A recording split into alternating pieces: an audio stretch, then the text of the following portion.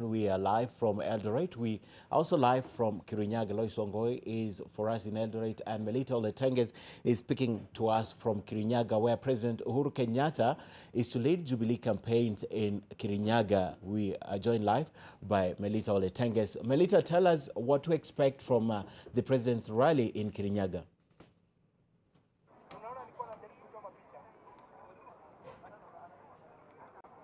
Indeed, Ken, we are at the Kirinyaga University grounds where the President is expected to arrive here anytime from now. And what is going on right here is that there's consultative meetings between the Jubilee leaders and other people who are here today on just how the conduct trail or how the campaign trail will be conducted. Now, remember, the President is expected to make 9 stops in Kirinyaga County today, and across these stops, of course, he's expected to sell out the Jubilee manifesto, maybe in detail, explaining to the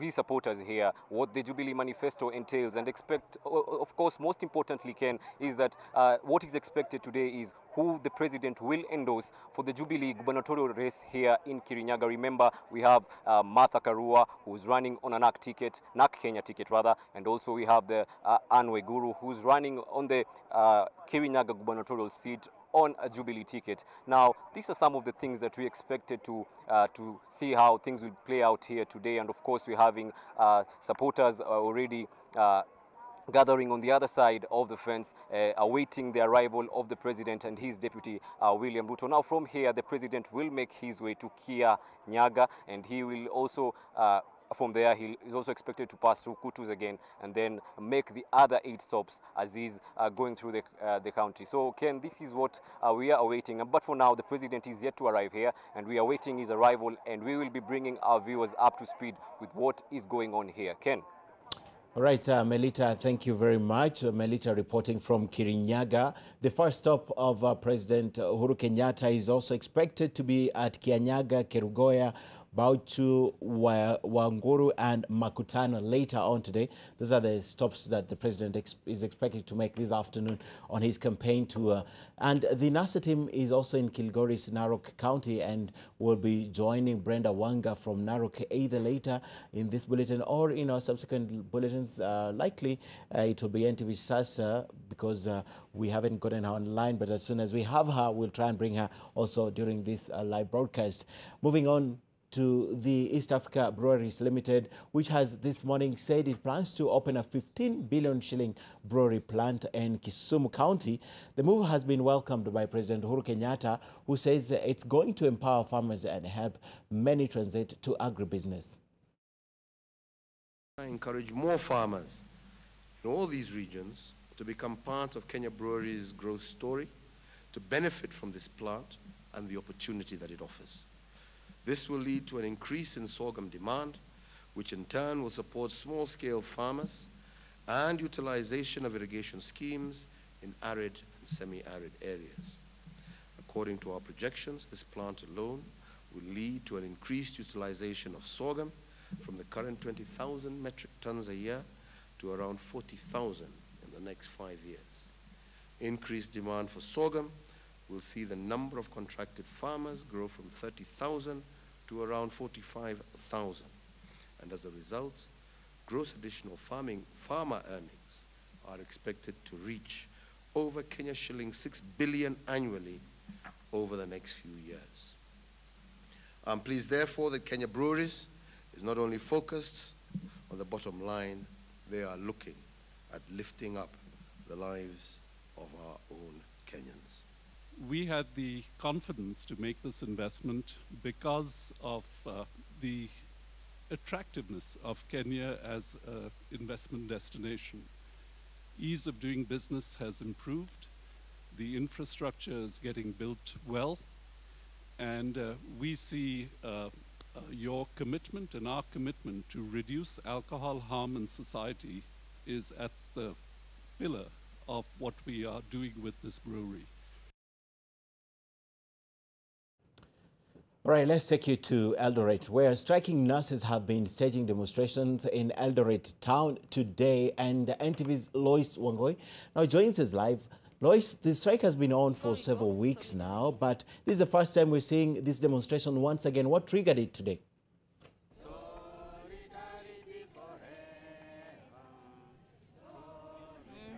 Indeed, Ken, this is not the first time that nurses in the country and indeed here in Eldoret in the county of Uasin Gishu have taken to the streets. But just speaking to the nurses earlier, they are just expressing their disappointment at the slow pace, what they describe is a slow pace of how the government, the SRC and other bodies are taking to be able to address their grievances. And so the nurses on this particular day are not amused that it is almost, actually it is a month after they took industrial action to just try and push the government for better wages, but seemingly their grievances have not been addressed, and this is part of the reason why today they decided to take to the streets. Let's talk to you. It's been 1 month where you guys, the nurses have tried to sort of push the government, the SRC, into getting to a negotiating table, and one that will indeed yield results, but seemingly that is not coming through. Are you expressing disappointment or frustrations with the process on this day? Okay, my name is Kenneth Orangi, the chairman of the Kenya National Union of Nurses, MTRH branch. Actually, indeed, we had been on public domain for this issue of CBA registration, not really signing, but for registration, that's 2015. Our CBA was signed by the Board of Management of MTRH. That's on 3rd of February 2015. Now it was the issue of taking it to court for registration so that our members can start benefiting from that negotiated document.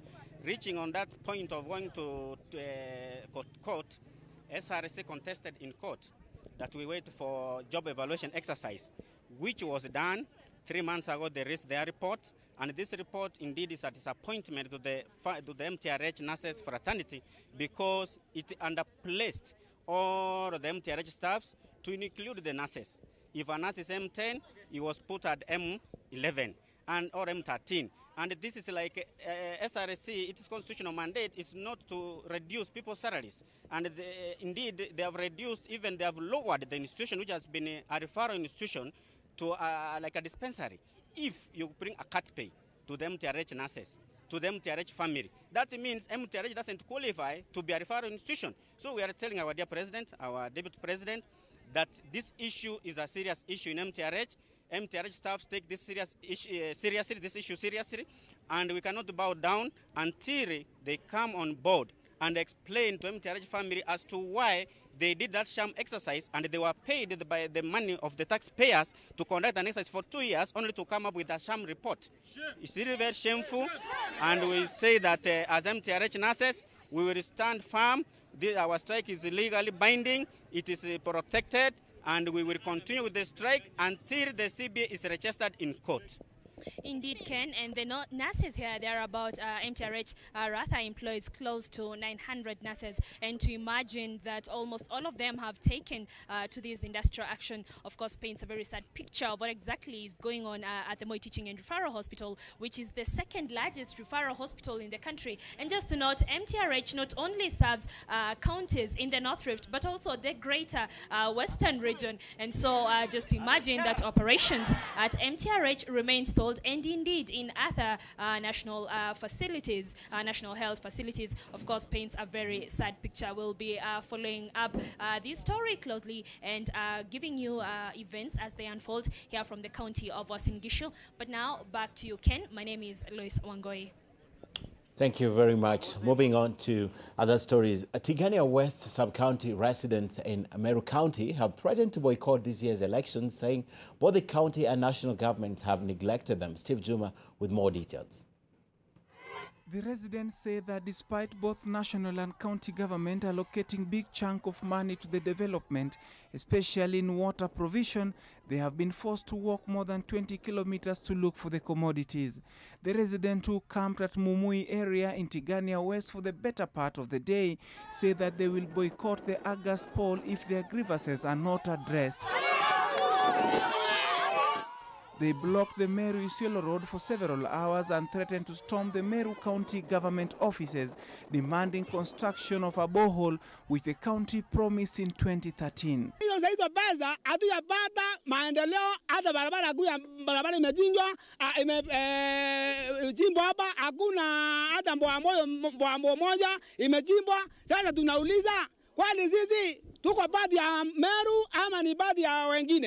The group, which consists of more than 100 residents, vote to paralyze transport until Governor Peter Munya and other leaders address their grievances. Sasa huyo baba wetu ambiwe tutaongojea leo, mama kaunti ambiwe wakina mama wanalia hapa Mumui. Kama ama tuli si tunalia. Sasa tuko hapa na tujui kama tutarudi nyumbani, kama tutaendelea na safari ama tufanye nini. Women too lamented that despite the county government move to construct health facility in their areas, they have to walk many kilometers to seek health services. Many women have been forced to deliver in bushes on their way to hospitals because vehicles cannot access their area. Kwa barabara, ukiangalia barabara hapa ni shinda. Unaona tuna wamama hapa, na si ati ninatukanana, bali naongea ukweli, ambao unajua ukweli unauma. Sisi hapa kina mama wakigonjeka, hata ile wakati wa kubarikiwa, mama akishindwa kukalia pikipiki, labda tutengeneze kitanda ili tupate kubeba yeye, tupate kumfikisha hospitali. Kwa barabara, upande wa barabara ni shida. Steve Juma, NTV. And to West Pokot, where the leaders have urged Kenyans to shun chaos and divisive politics ahead of the August general election.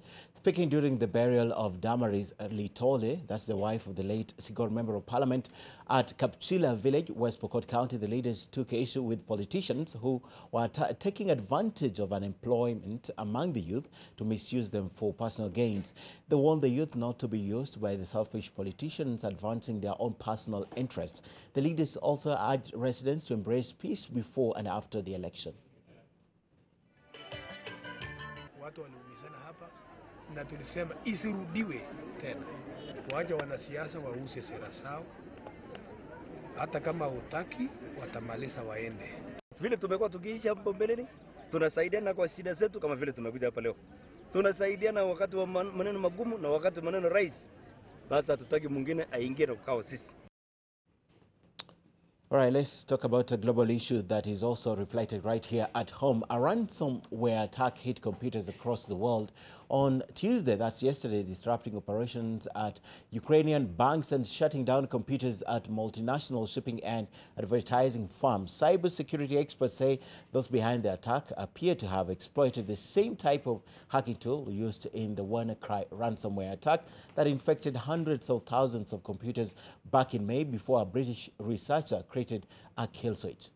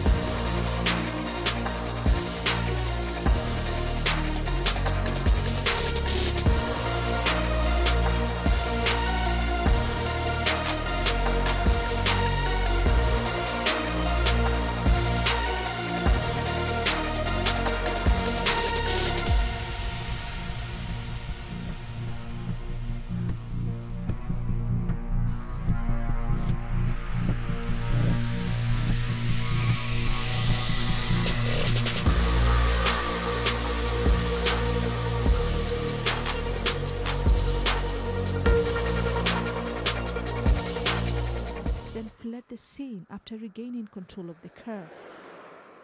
Tunataka ashikwe awekwe mkononi ya serikali.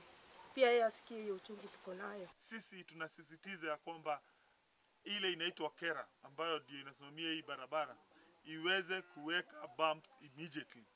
Area residents claim the area is a black spot and many lives have been lost in the region. They say the attempts to put up temporary bumps using sand were thwarted by the police. They now want the government to erect bumps in the area to avert more loss of lives. And residents of Thika town were forced to go to maize milling factories to look for unga as the ongoing maize flour shortage continues to bite. Hundreds stand up at various companies within the town as they lined up to buy the commodity. The biting shortage that has affected the entire country has forced many to go without maize flour in their homes as demand has gone up. This is despite a directive from the government that the price to be capped at 90 shillings. According to the residents, the shortage has seen supermarkets take advantage of the situation, demanding of buyers to purchase something on top of buying unga. The visit to unga factory by the residents is almost becoming a daily routine as they camp just to buy some for the domestic use. The scramble is not just limited to the residents, as the supermarkets also send their vehicles to the same companies to buy in bulk. Some of the managers of the milling companies have opened their doors to the buyers. President Uhuru Kenyatta, during the Jubilee Party manifesto launch, said that the biting shortage will be a thing of the past in the next few weeks. Mnakumbuka nilijaribu kuambia mtulie, tutafanya juu chini tuweze kuwasiagia. Si mnajua tunang'ang'ana kabisa mpaka mnapata unga. Leo hata nilishindwa vile nilikuja, nilishindwa hata la kusema, na ndio nikaamurisha magari ziondoke ziende zichukue mahindi kwa Sirio. Nilifikiri tutapata na mkafikiria labda hii magari zinaenda na unga, nikasema zifunguliwe muone, lakini unfortunately inasemekana magari hazitapata. Muleta mahindi kwa wingi kwa hii mama tuweze kupata chakula. Tuko njaa, niko na wiki moja bila kuona unga na tuko njaa kabisa. Nilikuja hapa kitu saa moja, nikapata laini kubwa sana. Kwanza tukafungiwa kwa sababu watu walikuwa washajaa hapa ndani. Nikakaa hapo nje, nilikuwa natoka hapa kitu saa 5 na ndio nilifungua kazi. Na kaunga unaona unauza, customer anakwambia nataka 2, unamwambia hapana, unauza tu kamoja. Kwa hivyo nilikuwa naomba kama kilio yangu inaweza fikia wenye wana supply hii mahindi, waletee mama, kwa sababu mama anajali kila mtu. Hakuna mtu alitoka hapa bila unga. And the Tsavo National Park is at risk of desertification, and this is a huge risk to the residents of the county as well as a third of Kenya's elephant population. This, according to the Tsavo Heritage Foundation, which is seeking to save the dwindling Tsavo ecosystem dispersal area, that is TIDA. The organization has brought in an expert to aid in the project, which will be done through working with the local communities, special interest groups and institutions, including CBOs and learning institutions. THF says that the dropped forest cover, reduced river flow and climate change effects have led to the desertification of the 2 parks, with devastating economic effects to the communities living within the Tsavo ecosystem. The situation is very dire.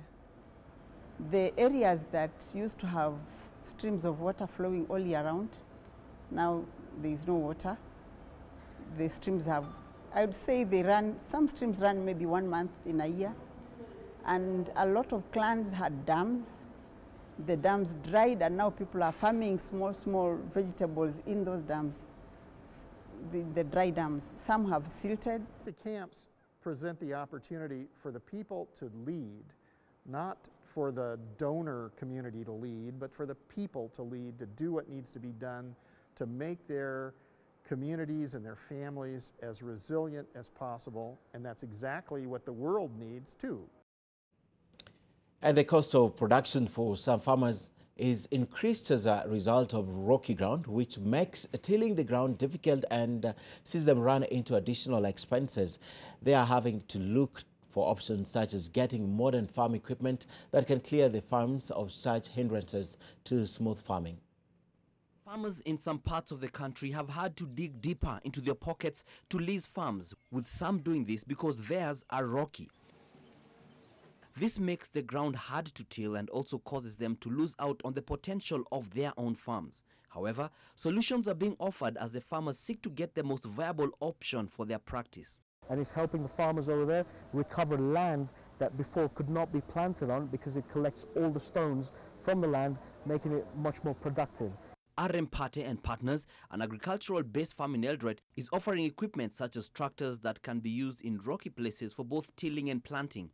Such solutions offer the affected farmers an opportunity to cultivate their land efficiently. It has helped them to reduce their costs on chemical, fertilizer and seeds because it allows them to now plant at night time if they want to, plant in straight lines, drop less seed. When you're spraying, it allows them to spray at night as well. This, they say, is helping the African farmer today who in some cases is battling rising costs of production. All right, time to look at what to expect on NTV Sasa, and Nimrod Tabu is on the other side. Nimrod. Asante sana Ken Mijungu. Kama unavyofahamu, ifikapo saa 7:30 tunaanza makala mengine ya NTV Sasa. Leo ikiwa ni siku ya Jumatano, tunajadili masuala yanayohusiana na jamii na hususan tunajadili jamii za kurandaranda mitaani. Bila shaka katika miji tofauti tu hapa nchini Kenya umewahi kuzishuhudia jamii hizi. Wengi wanaziona kama ni jamii zenye kero kwa kuwa zinaombaomba mitaani, wengine hubakura watu vitu tofauti, lakini wengi tu wamejikuta katika hali hii sio kupenda kwao, bali wamejikuta katika hali hii kutokana na matatizo tu ya kimaisha. Wengi wamekumbana na changamoto za kila aina, na tukufahamisha kwamba wengi wao pia wamejihusisha katika masuala mengi tu ambayo wameweza kujikwamua kimaisha. Tumeweza kuangazia katika taarifa tofauti hapa NTV, na hivi leo tunalivalia njuga swala hili la jamii za kurandaranda mitaani katika NTV Sasa. Ifikapo saa 7:30 tutakuwa tunakuuliza, je, nani anafaa kuwajibikia familia za kurandaranda mitaani? Nani anafaa kuwajibikia familia za kurandaranda mitaani? Je, ni familia zinazostahili kupuuzwa au ni familia ambazo zinahitaji kupewa mbinu tofauti za kuweza kujikimu kimaisha? Bila shaka ni masuala ambayo ni mengi tu ambayo tutaweza kujadili, ikiwa ni pamoja na watoto wanaozaliwa mitaani. Kina mama tunawafahamu. Je, kina baba ni kina nani? Tuungane saa 7:30 mchana hivi katika NTV Sasa. Mwenzangu Dan Mule atakuwa anaandaa makala haya na mada, akijumuika pamoja na baadhi ya waliokuwa wakiishi mitaani au wakirandaranda mitaani pamoja na washauri wa kijamii. Yote hayo ni katika NTV Sasa. Ken? Shukran sana Nimrod Tabu. Now, time now for some sports, and the local organizing committee of the World Under-18 Championship is leading an international or intergovernmental agency in inspecting hosting facilities at Kasarani Main Stadium, the warm-up area, as well as the athletes' village in Kenyatta University. Meanwhile, the Senate Kiplagat Forest in Elgeyo Marakwet County has been earmarked for rehabilitation as part of the event's legacy in a bid to drive funds to the Kasarani next month, even as the national team intensifies their training.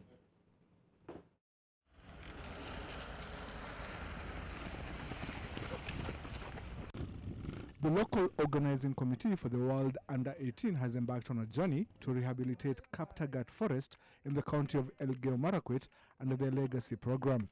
Among the initiatives in this program are tree planting, forest protection, and introduction of friendly tree harvesting methods. Tunataka mtoto akipanda mti anapata ticket ya kwenda Nairobi kuangalia mchezo kutoka ya World Under-18. Meanwhile, with the national trials for the World Championships having been held at a virtually empty Nyayo Stadium this past weekend, the LOC, chaired by Mwangi Mude, have to burn the midnight oil to figure out how to fill the even bigger Kasarani Stadium as challenged by IAAF. And then the next effort will be to fill up the stadium so that this beautiful, incredible stadium is full of screaming fans. In the last World Youth Championships held in Cali, Colombia in 2015, Kenya placed second on the overall medal standings with 5 golds, 4 silver and 4 bronze medals. This time around, with the event on home soil, the coaches are super confident of topping the world. Tunaomba Mola tupate metali, gold medal 11, silver 8 na bronze kama 10.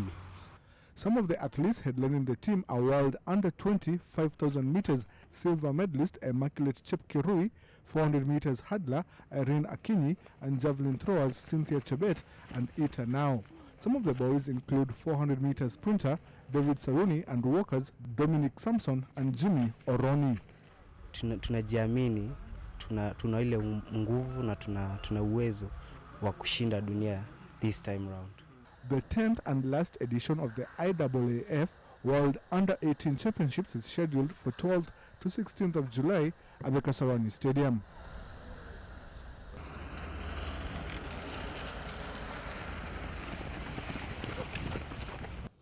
And the World Anti-Doping Agency, that's WADA, permitted the Russian anti-doping agency RUSADA to plan and coordinate testing. RUSADA is the authorized or is authorized to do so.